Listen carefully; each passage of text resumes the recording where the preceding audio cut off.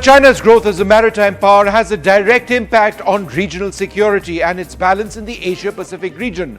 From illegally claiming territory and building islands in the South China Seas to establishing its first overseas military base in Djibouti, Beijing is clearly out to increase its sphere of influence. The latest example of this is a new base in Cambodia being constructed by China. It's not too far from the critical Malacca straits. That's the crucial waterway between East Asia and the rest of the Indian Ocean.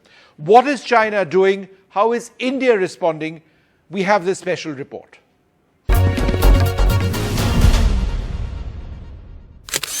It's these images of a new port being constructed with Chinese funds in Cambodia that are New Delhi's latest headache on a persistent threat: Chinese naval expansion in the Asia-Pacific region. The Ream base in Cambodia near Sihanoukville lies on the Gulf of Thailand and extends Beijing's military reach into Southeast Asia. It's not far from Singapore and therefore close to the strategic Malacca Straits, the gateway into the Indian Ocean. The base has striking similarities to this, China's first overseas base in Djibouti in the Horn of Africa, a base with direct security ramifications for India. The Maxar satellite images you see here, first broadcast by NDTV, show a Chinese warship docked on the base, which continues to be under development. For India, the growing Chinese maritime presence represents a huge challenge. The Chinese Navy continues to grow faster than any navy in the world, backed not just by quality warships, but also in staggering numbers. With more than 355 ships and submarines, the Chinese Navy is the world's largest.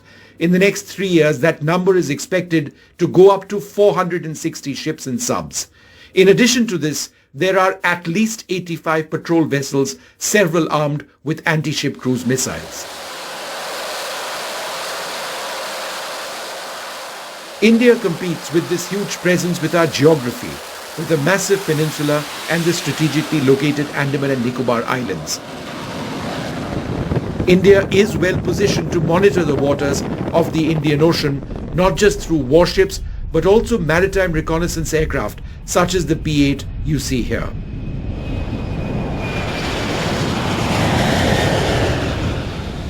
Closely aligned with the US, UK, France, Japan and Australia, New Delhi hosts several rounds of maritime exercises every year, including the Malabar exercises, some of the most sophisticated anywhere. Significantly, the images that you see here are of Agalega Island, a far-flung island that belongs to Mauritius but is being developed with Indian resources. In 2015, India and Mauritius signed an agreement to set up infrastructure for local inhabitants. But it's the development of the large airstrip with port facilities that lead many to believe that this may be a major Indian naval base in the future. For New Delhi, reinforcing alliances with Indian Ocean partners is critical. China has been doing that right on India's doorstep. The images you see here are from Hambantota port, where Beijing docked the Yuanwang 6 last year, a large missile tracking ship, despite New Delhi's objections.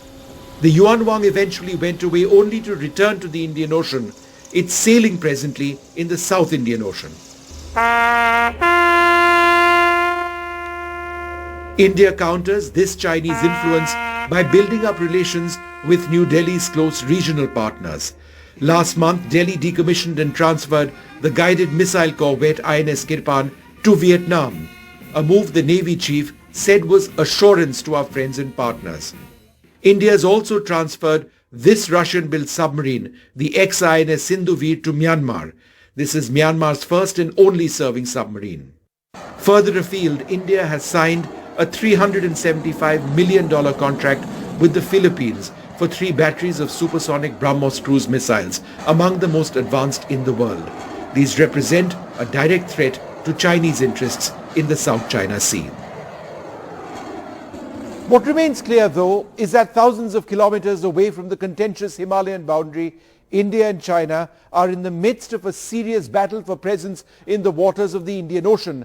It's not just about establishing influence. A lot of it has to do with attempting to control waters through a key maritime route that connects the Far East with Europe. Vishnu Shom for NDTV.